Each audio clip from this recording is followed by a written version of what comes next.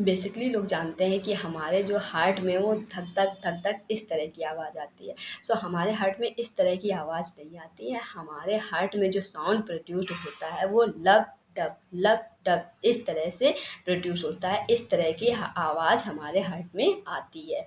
ये किस लिए होता है, ये कैसे होता है? हमारे हार्ट में वॉल्व प्रेजेंट होते हैं जो कि 4 होते हैं। 2 एट्रियोवेंट्रिकुलर वॉल्व होता है और 2 हमारे सेमिल्यूनर वॉल्व होते हैं। इनके बंद होने पे लब डब की आवाज़ आती है। ये जो होता है फर्स्ट साउंड होता है लब, सेकंड साउंड होता है डब। जब एट्रियोवेंट्रिकुलर वॉल्व एक साथ बंद होते हैं तब लब आवाज़ आती है, और जब सेमिल्यूनर वॉल्व एक साथ बंद होते हैं तो डब आवाज़ आती है। तो डॉक्टर हमारे जो चेकअप करता है ना, तो वो इसी साउंड को सुनता है, लब dub. So if you like this video, so don't forget to subscribe our channel. Bye bye, take care.